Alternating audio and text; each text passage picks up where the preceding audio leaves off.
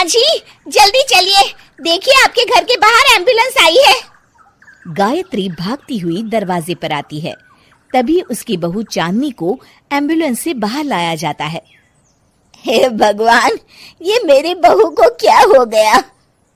Accident हो गया माँ जी। अरे लेकिन ये कैसा एक्सीडेंट है? चोट तो कहीं नजर नहीं आ रही। अरे माँ जी, दिमाग में अंदरूनी चोट लगी है और ये अपनी याददाश्त खो बैठी है। हैं? मेरी बहू याददाश्त खो बैठी है, अब क्या होगा?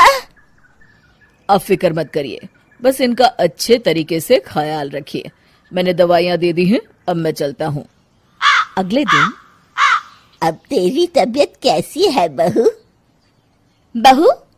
किसकी बहू? हम भैरवगढ़ के ठाकुर विक्रम सिंह की बेटी रूपवती हैं। हम एक राजकुमारी हैं और तुम हमारी दासी हो बुढ़िया। अरे बेटा विशाल, बहू कैसी बहकी बातें कर रही है। अरे कुछ मत पूछो माँ, रात को मुझसे अपने पैर दबा रही थी। सर पर चोट लगने की वजह से इसका दिमाग पूरी तरह खराब हो गया है और ये अपने आप को राजकुमारी समझ रही है। तभी वहां चांदनी आ जाती है। तुम दोनों यहाँ क्या खुसुर फुसुर कर रहे हो? कहीं तुम दोनों मिलकर हमारे खिलाफ कोई षड्यंत्र तो नहीं रच रहे हो? हम तुम्हारा सर तलवार से उड़वा देंगे, समझे?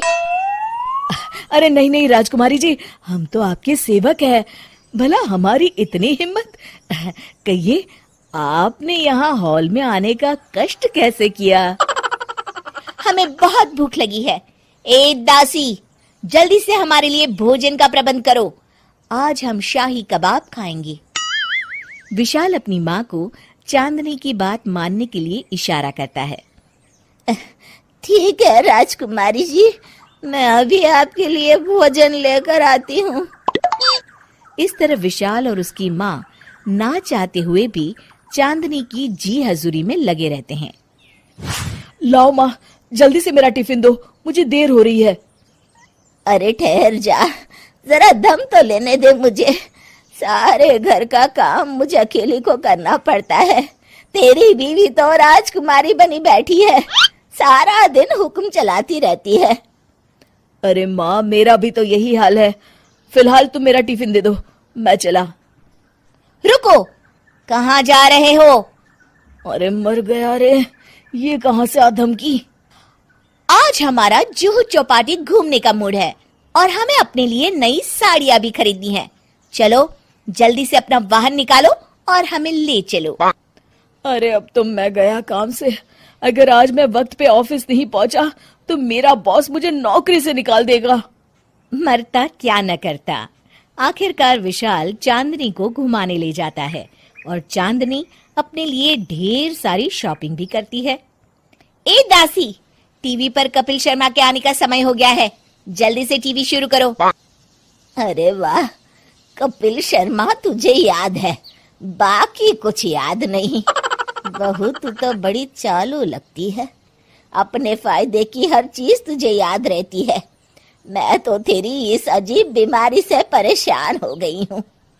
अगले दिन, अरे डॉक्टर साहब, आप इतने दिन से मेरी बहू का इलाज कर रहे हैं, लेकिन उसकी बीमारी तो सुधरने के बजाय और बढ़ती जा रही है। अरे माँ जी, ये दिमागी बीमारी है। बेचारी की याददाश्त चली गई है, वापस आने में थोड़ा वक्त तो लगेगा ही ना। गायत्री डॉक्टर से बात कर ही रही होती है कि तभी उसकी पुरानी सहेली शीला वहां आ जाती है। शीला को देख अचानक डॉक्टर घबरा जाते हैं। अच्छा माँ जी, मुझे एक मरीज को अर्जेंट देखने जाना है, मैं चलता हूँ। ये कौन था? अरे अब क्या बताऊं शीला, एक एक्सीडेंट भी मेरी बहू की याददाश्त चली गई है। ये डॉक्टर उसका इलाज कर रहा है। ये डॉक्टर कब से बन गया? अरे ये तो चमन पान वाले का लड़का है, सारा दिन नौटंकी करता रहता है।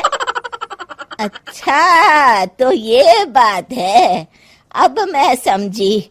मेरी बहू और ये पान वाले का लड़का दोनों मिलकर मुझे बेवकूफ बना रहे थे। चल तू मेरे साथ। गायत्री शीला को एक बड़ा सा डंडा हाथ में देकर अपनी बहू चांदनी के कमरे में ले जाती है। बहू, ये मेरी सहेली है, एक डॉक्टर है। इसने तेरे जैसे न जाने कितनों का इलाज 2 मिनट में कर दिया है। इसका कहना है कि सर पर जहाँ चोट लगी हो, अगर उसी जगह दोबारा किसी बड़े डंडे से जोर से मारा जाए तो मरीज की याददाश्त वापस आ जाती है। देख, हम डंडा भी लाए हैं। अपनी सास की बातें सुनकर और हाथ में बड़ा डंडा देख चांदनी घबरा जाती है। अरे बाप रे, मैं तो फंस गई। इस डंडे की एक बार की वार से ही मैं तो चारों खाने चित हो जाऊंगी। अब क्या करूं, क्या करूं, क्या करूं? लेकिन गायत्री, डंडा सर पर ठीक उसी जगह लगना चाहिए जहाँ चोट लगी है। अरे तू चिंता मत कर, 2-4 बार मारूंगी तो एक बार तो सही जगह लग ही जाएगा ना। चल बहू, तैयार हो जा। अरे नहीं नहीं माँ जी, मुझे मत मारिए। दरअसल घर के काम करने से बचने के लिए मैंने ये सब नाटक किया था। मुझे माफ कर दीजिए, मैं कान पकड़ती हूँ। दोबारा ऐसी गलती कभी नहीं करूंगी।